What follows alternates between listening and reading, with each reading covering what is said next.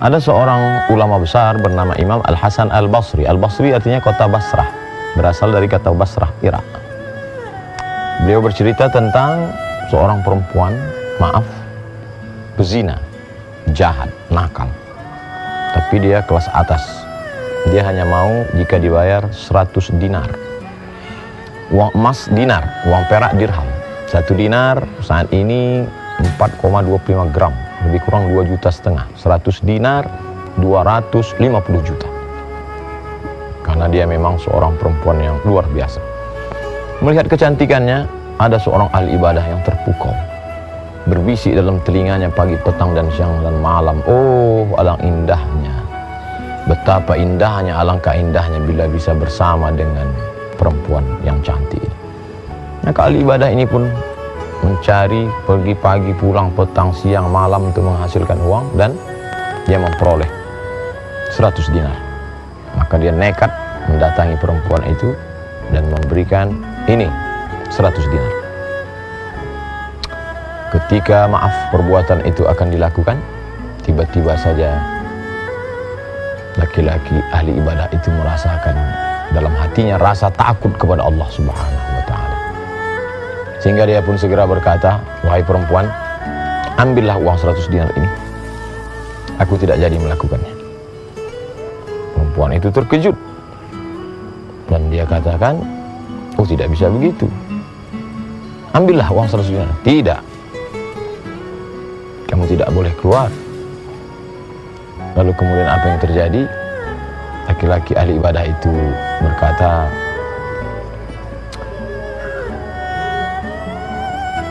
saya takut kepada Allah Subhanahu wa ta'ala. Akhirnya perempuan nakal itu mengatakan, kamu boleh pergi dengan syarat kamu menikah dengan saya. Baiklah, dia pun pergi menuju kampungnya, bertaubat, mendekatkan diri kepada Allah Subhanahu wa ta'ala. Dan perempuan yang nakal itu terbuka pintu hidayah, ternyata bukan karena mendengarkan tausiah, bukan karena tazkirah, tapi karena melihat ada hamba Allah yang sudah memberikan hartanya sebanyak 100 dinar, tapi dia ada rasa takut kepada Allah Subhanahu wa ta'ala. Maka perempuan itu bertobat dan datang ke kampung halaman laki-laki itu, ingin menjumpai, sesuai dengan janji mereka akan menikah. Apa yang terjadi begitu sampai di kampung laki-laki itu? Tatkala laki-laki itu melihat perempuan yang dulu pernah menggoda hatinya, saat itu juga dia langsung jatuh dan mati menghadap Allah Subhanahu wa ta'ala karena rasa takut yang luar biasa. Perempuan itu kecewa. Kenapa tiba-tiba orang yang dia anggap menjadi pintu sebab hidayah taubatnya mati menghadap Allah? Lalu kemudian dia bertanya, apakah laki-laki ini punya saudara? Mereka menjawab, penduduk kampung berkata, ya, dia punya saudara kandung. Kalau begitu aku menikah dengan saudara kandung. Akhir kisah mereka pun menikah. Apa pelajaran yang dapat kita ambil? Bahwa selevel tinggi apapun ibadah seorang hamba, tetap juga berbisik dalam hatinya, karena setan tak pernah mati. La'aq'udanna lahum shiratakal mustaqim, aku akan bengkokkan jalanmu yang lurus. La'atiyannahum min baini aydihim, aku akan datang dari depan, wa min khalfihim, dari belakang, wa an aymanihim, dari kanan, wa an syama'ilihim, dari kiri. Aku akan tetap datangi mereka dari depan, dari belakang, dari kanan, dari kiri, walaupun ahli ibadah. Oleh sebab itu kita senantiasa mohon perlindungan kepada Allah. A'udzubillahi minasyaitonir rajim. Banyak-banyak membaca a'udzu kalimatillahi tammati min kulli syaitanin wa hammati wa min kulli ainin lamah. Jangan pernah merasa berada di zona aman walaupun kita ahli ibadah. Sebelum sholat dia akan berbisik, jangan sholat. Dalam sholat dia berbisik, dia main-mainkan pikiran, dia ingatkan kepada macam-macam. Selesai sholat dia berbisik, engkau yang paling khusyuk, engkau yang paling hebat. Sebelum mengaji dia katakan, kau jangan belajar mengaji. Setelah belajar mengaji dia mulai berbisik, engkaulah yang paling hebat bacaannya, tajwidnya, suaranya, naramnya. Talbis iblis senantiasa datang. Ini yang mengganggu isi kepala. Alladzi waswisu, berbisik-bisik, fi sudurin nas minal jinnati wan nas. Ternyata begitu bersemangatnya orang mencari harta pagi, petang, siang, dan malam. Tujuan target yang ingin dicapai bukan berinfak, bukan bersedekah, tapi ingin melakukan perbuatan dosa. terpukau melihat kecantikan seorang perempuan yang luar biasa.